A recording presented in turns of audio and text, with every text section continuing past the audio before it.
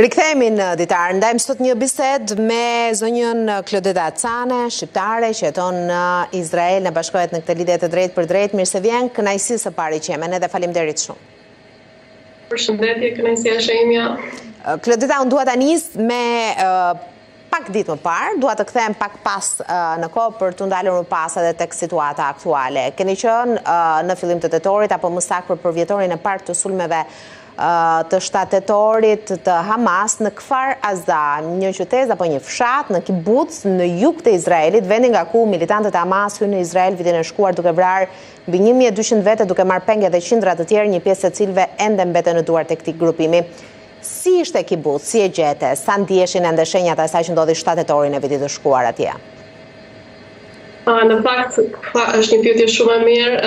Kfar Aza është ende e shënuar nga ngjarje tragjike, është akoma në ligjin e militarizon, zonë ushtarake, e mbrojtur nga ushtarët. Pjesa më e madhe, ose pothuajse gjithë banorët janë larguar që aty përveç pjesëtarëve të projektit në të cilën unë isha pjesë, dhe është ende e shënuar nga ngjarje tragjike të shtatetorit. Shkatrimet janë shumë të dukshme, shtëpitë janë akoma të shënuara me shenja të ndryshme ushtarake e të skuadrave të ndryshme të shpëtimit e të pastrimit. Jo vetëm pamjet që shikon kur je aty, por më preksja është me të vërtet ndjenja e humbjes dhe dhimbjes në sytë e banorëve dhe në atë çfarë përcillet përmes këtyre pamjeve me të cilat ballafaqoheshim çdo ditë. Megjithatë, ka edhe një forcë të madhe që buron nga dëshira për të rindërtuar, sepse ashtu siç dhe emri i këtij projektit që gruri do të mbisë sërish, pra dëshira për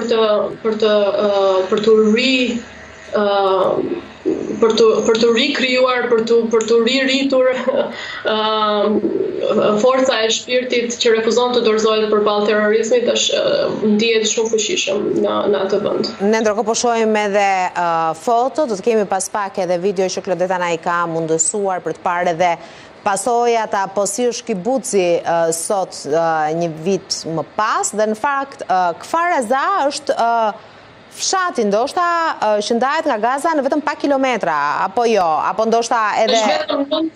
970 metra. 970 metra larg, dhe është pika e parë nga ku militantët e Hamas me makina, me motorcikleta hyn për në Izrael atë mëngjes të shtatetorit të vitit të shkuar, apo jo, dhe ne po shohim edhe pasojat, janë filmime që vetë Klodeta i ka realizuar dhe dëmet janë të jashtëzakonshme, dhe unë të tmerrova në fakt kur pash muret me shenjat e plumbave. Në fakt kjo është një nga shtëpitë më pak të dëmtuara, dhe ka akoma video të tjera ku mund të shikohen edhe, në fakt ato janë të palejuara për të hyrë, prandaj dhe nuk kisha mundësinë që të bëja një video sepse janë komplet të djegura. Dhe fakti që Kfar Aza ndodhet më pak se 1 kilometër afër Gazës e bën atë një shënjesër shumë të lehtë për sulmet e Hamasit apo të organizatave terroriste, dhe tregon edhe sfidat e mëdha me të cilat komuniteti po përballet aktualisht. Komuniteti nuk ndodhet në Kfar Aza, është larguar dhe qeveria ka ofruar për ata që të sigurohen në hotele dhe në afërsi në vende të tjera, por dëshira për të kthyer sigurisht është e madhe, dhe edhe sfidat që e gjithë ky shkatërrim çon përpara tyre janë shumë të mëdha. Këta kove atje, nëse mund të pyes, çfarë pe, ti the që nuk ka banor, por kishte jetë, pra një fshat ku ti mund të takoje njerëz, apo vetëm personeli për projektin pjesë e cilit ishe edhe ti, dhe pjesa tjetër kush ka mundur të gjithë janë larguar pas shtatetorit? Për shkak se unë shkova atje në datën 7 tetor, atëherë kishte një numër shumë të madh njerëzish, dhe në ditët në vazhdim kishim vizita edhe nga prindrit e të rinjve të cilët ishin vrarë dhe masakruar gjatë shtatetorit. Kishte vizita të vazhdueshme, vetëm një prej familjeve të Kfar Aza është kthyer me me mesazhin që ne nuk duam të jemi refugjat brenda vendit tonë dhe duam të qëndrojmë në shtëpinë tonë. Dhe ky është babai në fakt i një prej vajzave të masakruara brenda shtëpisë së saj, ky që po shikojmë në pamje, për shkak të traumës vetëm një familje nga të gjitha familjet ka zgjedhur që të kthehet dhe të rezistoj frikës, sepse është arsyeja kryesore. Megjithatë, banorët e vizitojnë vazhdimisht dhe çka është edhe një simbol i qëndrueshmërisë dhe kurajës së tyre. Faktikisht videoja e parë që paraqitëm ishte fare rastësore, bija e asaj shtëpie ishte në kopësht duke parë në drejtim të Gazës, sepse kjo shtëpi është në ballë për ballë me Gazën dhe ju afrova dhe pyeta çfarë po ndodhte dhe më thotë që unë vi rregullisht dhe ulem këtu dhe thjesht ri ulur dhe mundohem dhe përpiqem të kuptoj se çfarë ndodhi, por akoma nuk e kuptoj. Dhe aty ishte kur e pyeta nëse do të më lejonte të futem brenda dhe të shikoja se çfarë kishte ndodhur brenda shtëpisë dhe më tregoi të gjithë historinë se si babai i saj kishte qëndruar dhe kishte shpëtuar të gjithë familjen duke luftuar sulme të vazhdueshme të terroristëve me granata, me RPG dhe të gjithë llojet e armatimeve që ishin përdorur kundër tij, por për shkak se ai ishte një inxhinier që ishte i përgatitur dhe në luftë dhe në ushtri, arriti që ta menaxhonte sulmin, çka është shumë e rrallë për shtëpitë dhe të cilat neve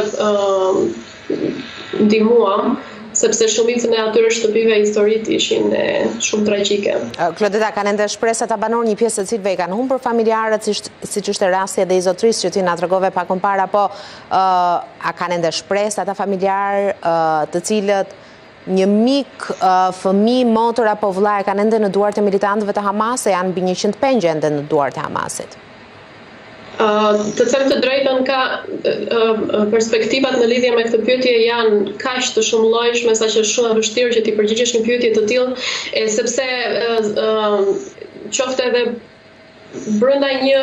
një dite, nëse ti i pyet disa herë, disa familje, madje edhe të njëjtën familje, të njëjtën pyetje, ndonjëherë do marrësh edhe përgjigje të ndryshme,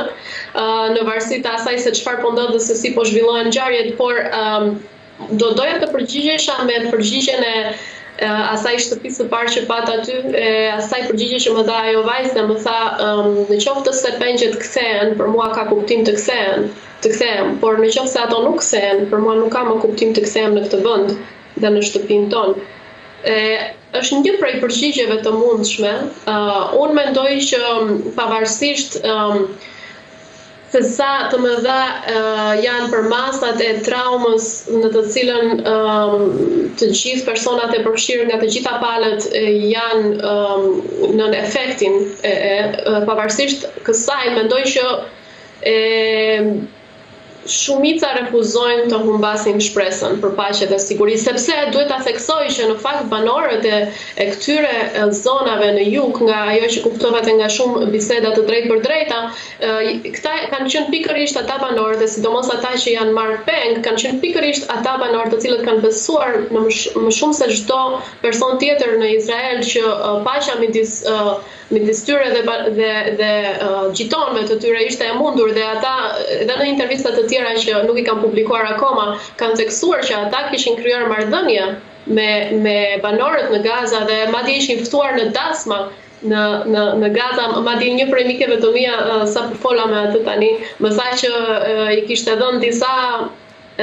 disa pajisje për bebin një prej mikeve të saj nga Gaza. Dhe tha, mendoj që karroca ime e bebit tim është akoma atje, ja dhash si dhuratë asaj, por nuk e di se ku është dhe çfarë po bëhet. Dakor, në 2 momentet fundit duat ndalem, Klodeta, se ti thua që çdo familje izraelite që ka përjetuar tmerrin e atij sulmit Hamas ka nevojë për drejtësi dhe se meriton drejtësi, dhe besoj këtu jemi të gjithë dakord, por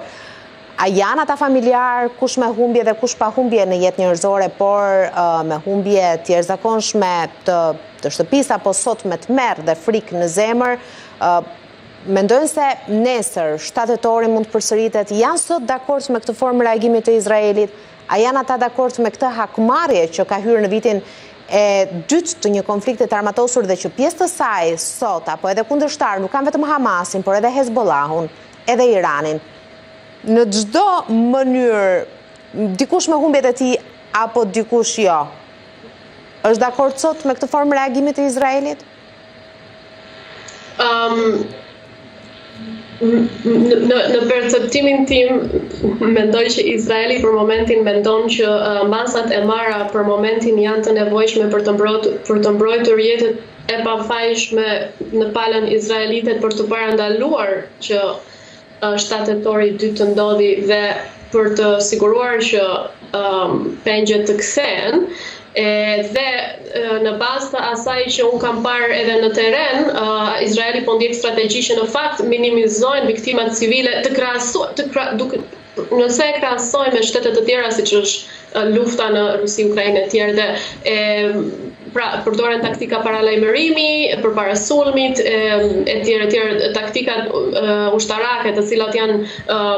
të mirë venduara dhe gjithmonë duke vlerësuar jetën mbi vdekjen. Okej. Cila është e kundërta e terrorizmit dhe e kundërta e mentaliteti i kundërt me mentalitetin ekstremist. Okej. Klodeta, si jeton në Izrael për ta përfunduar dhe për të pyetur pak se ti ke ndërtuar jetën tënde atje, tetor 2023, tetor 2024, besoj ka qenë një vit i vështirë. E ke menduar në këtë një vit të rikthehesh, sepse sot flasim për një luftë që Izraeli po e shtrin edhe për te Gazës, siç e përmendëm, dhe rreziku sa vjen dështohet. Ndoshta